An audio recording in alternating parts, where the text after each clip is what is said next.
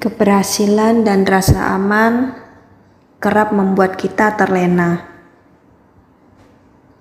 Ada ungkapan berbunyi, iman seseorang teruji saat dia berada di titik terendah dan titik puncak kehidupannya.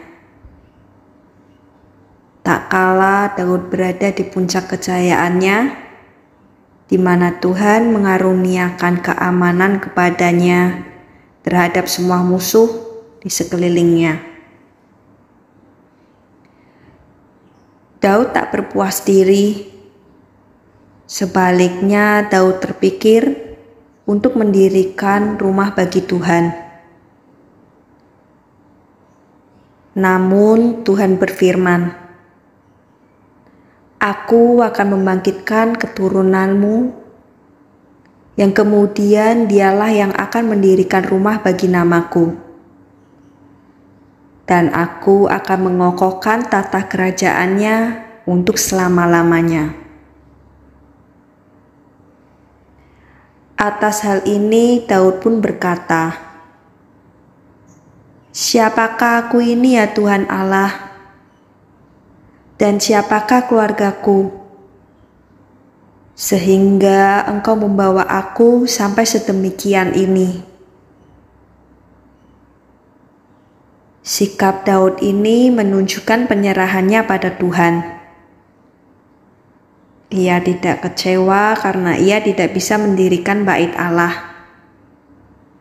Sebaliknya, Daud fokus pada hal yang bisa dia lakukan, yaitu mempersiapkan segala sesuatunya dengan terperinci. Dalam hidup, kadang kita lupa siapa diri kita, merasa hebat dengan segala yang kita punya, merasa tidak memerlukan Tuhan, dan merasa kecewa dengan apa yang tidak kita dapat dalam hidup. Di mana di saat aku dipromosikan jabatan di perusahaan tempat aku bekerja, dan aku mendapatkan segala fasilitasnya. Di situ aku merasa bahagia karena mendapatkan apa yang sudah aku impi-impikan selama ini. Dan aku merasa puas dengan kerja kerasku selama ini. Aku mulai terlena dengan semuanya, sampai-sampai merasa tidak memerlukan Tuhan. Padahal semua yang aku dapat ini adalah pemberian dari Tuhan, bukan karena kehebatanku. Aku tidak akan jadi apa-apa tanpa Tuhan. Hari ini kita diingatkan untuk memiliki sikap hati yang benar. Jawaban Daud menyadarkan betapa pentingnya menyadari siapa diri kita di hadapan Tuhan. Sadar diri bukan berarti merasa lemah dan ciut hati,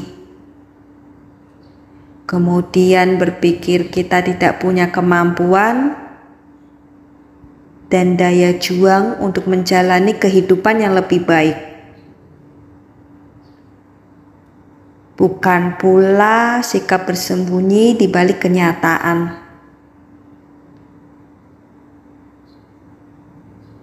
Sebaliknya, ini adalah suatu sikap di mana kita merasa nyaman dengan apa yang telah Tuhan berikan bagi kita, baik di masa lalu, masa kini, dan masa akan datang.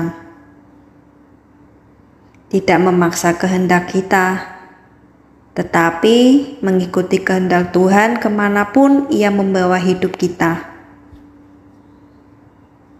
Siapakah kita ini sehingga beroleh kasih karunia Tuhan? siapa kita hingga kita merasa pantas bersikap angkuh di hadapannya dan sesama. Tanyakan, siapakah aku ini Tuhan? Agar kita tidak lupa diri,